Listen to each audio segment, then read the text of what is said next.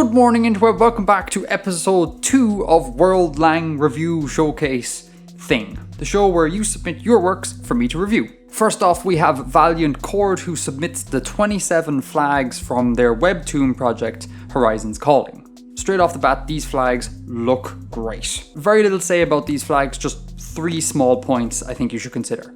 1. Shape. They're all the same shape. Consider creating some square flags, triangular flags, oblong flags, etc. Mix it up a little bit for a more naturalistic feel. 2. Design language. You're borrowing really heavily from established real-world designs like the Nordic Cross, the Saltire, etc. Which I think you're doing deliberately, and that's cool. Like, you have a country called Fulbard, and this is its flag. So I think you just want us to understand that this is a Scandinavian type country. And that's class. But in general, be really careful when borrowing real-world designs, because they mean something, and they may not necessarily translate well into a fictional world. In which case, I would strongly advocate for coming up with your own designs. And I would cite like the flags of Antigua and Barbuda or the Seychelles as good inspiration here. They follow on from established design language, but they create something entirely new. And finally, 3. Colour. I really like your colour palette, but I feel like the shades of your colours need a little bit of tweaking, particularly in regards to colour blindness. Like, this flag looks great to people who have full colour vision, but if you're colourblind, not so much. You lose an awful lot of detail. So what I would do is I would tweak the shades of red and green here so that they work both for full vision and for colourblind vision. And I would advocate going through each of the flags and checking them against colour blindness. You can do this in Adobe Illustrator, and I'm sure there's some web tools that allow you to do it as well. But overall, like I said, really class, and they're just 3 small things. So, A+ work. Next up, we have Dane Meade, who submitted their magic system. There's a kind of dark energy-like stuff in this universe, which for simplicity, I'll just call magic. It's attracted to itself weakly, but mostly doesn't interact with regular matter. Sometimes though, it collects into large deposits like stars, which, if they get too large, can go supernova. When this happens, it creates ember, which is this magical energy concentrated so much that it now behaves basically like regular matter.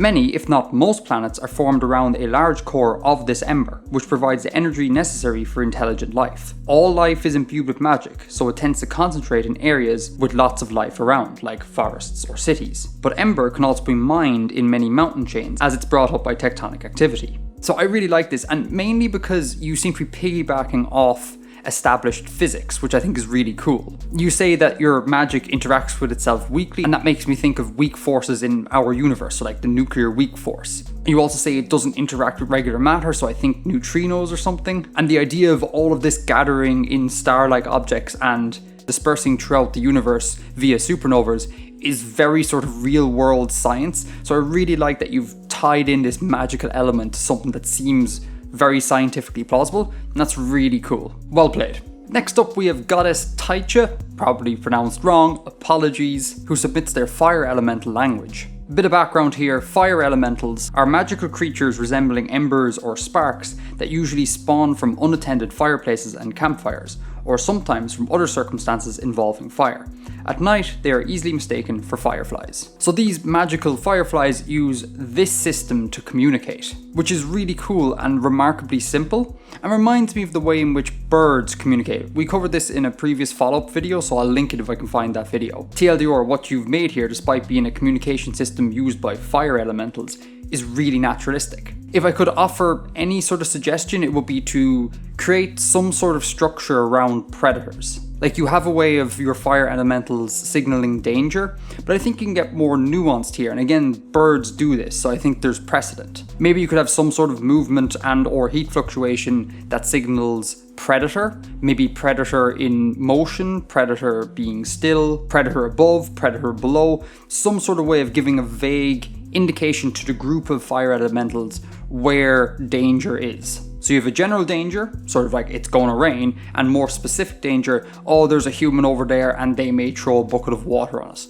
Something like that. I think that would be a good addition if I could offer anything, but overall, class work. Next up, Gamesaucer submits their creation myth called the Imprisoned Goddess. A long time ago, a race of gods lived in the void. They lived in harmony until one day the goddess of magic, in a moment of ambition, consumed the power of the goddess of earth, hoping to become an even greater being. Horrified, the other gods combined their powers to contain her, and they locked her into a shell, but her power was so great that it shattered instantly. Next, the gods of air and water created a new, double-layered shell, and filled the outer one with the substances they came to be named after to insulate her power. However, as her power leaked out, it formed into solid rock. This rock began to grow, approaching the fragile outer layer of the shell. Acting quickly, the goddess of life created plants, animals, and humans to feed on the magic energy in the land that had formed. The god of fire then created the sun so that they could live, and the weakened goddess of earth wanted to contribute as well, creating the moon as its counterpart so that humans could gaze at the sky and find inspiration and joy in its beauty. Her powers were only enough to create the crescent moon that we see in the sky, but its beauty remains unrivaled. This third final plan stopped the growth of the land inside the shell.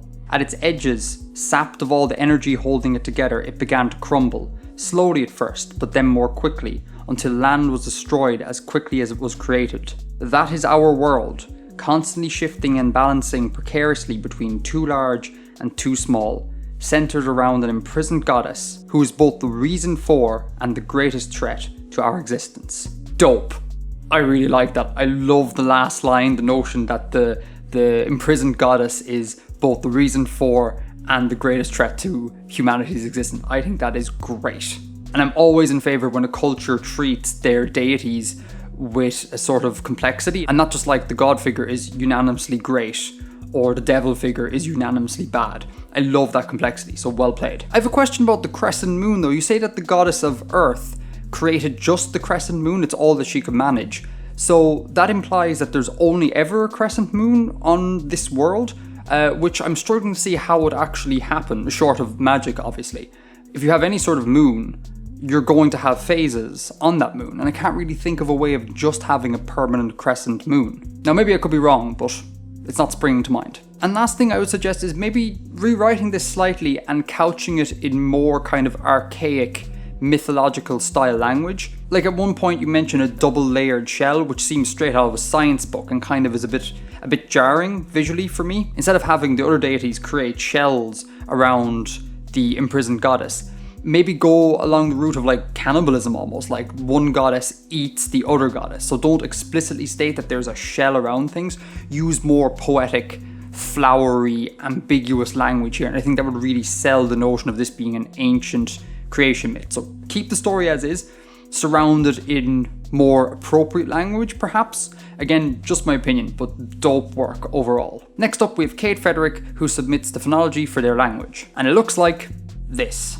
I love the idea of noting phones and phonemes. That's a level of detail I never get into when I do conlanging, so I think that's badass. A thing that immediately struck me was that you have no or-type sounds in your language. Now, given your attention to detail with the phones and the phonemes, I'm assuming this is not an accident. So I speculate, perhaps this language is inspired by Amerindian languages, maybe Ojibwe or Algonquin. Could be wrong about that, but I'm getting those vibes off this language, mainly because of the lack of the or sound. I believe 75% of the world's languages have some sort of or sound, be it ra or ra, and the remaining 25 don't, and I believe they're very much clustered in the Americas, so that's what's making me think that way. I wonder if I'm right about that. Regardless, let's have a listen.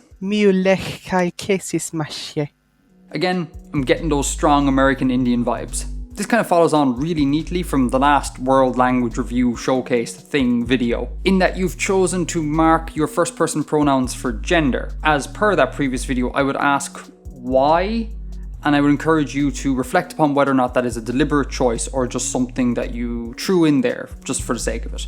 Because in general, languages tend to not want to mark gender on particularly first person pronouns. Marking them makes them less useful as shifters, which makes them less useful as a conversational tool. See previous World Lang Review Showcase video thing and the upcoming pronouns video. So if you're drawing inspiration from a real life language that does this, A-okay. If this is a thing you're aware is kind of rare and a bit quirky, but you still want to do it, A-okay. Just make sure the inclusion of gender marking on first person pronouns is coming from an informed place, which again, given your level of detail, I'm sure it is. I just want to flag it as a potential thing to think about. And with that, episode 2 of World Lang Review Showcase thing draws to a close. I really hope you enjoyed. Thank you so much for everyone who submitted. If you're interested in submitting for future videos in this series, check out the description. Massive thanks to the patrons for making Artifactsian possible, in particular Alexander Roper, John Hooyer, Ripta Pasay, Spencer Brownlee, Terrablae, and World Anvil. Finally, massive thanks to this video's sponsor Joshua Geem and his novel Heaven's Expedition. TLDR, without any spoilers, this is an action-packed, rip-roaring romp set on a tidally locked world where a ragtag group of adventurers go to discover an undiscovered city on the sunward pole of this world. It is great crack. Check it out. Links in the description. If you do check it out, you'll be helping support Artifactsian, you'll be helping support Joshua, an independent first-time novelist, and also you'll be learning an awful lot about how culture works on a tidally locked planet, which is a thing that loads of people write to me all the time about. So consider this research material that's fun. You will absolutely love it. Links in the description. Go check it out. Massive thanks to Joshua for supporting Artifactsian. Until next time, Edgar out.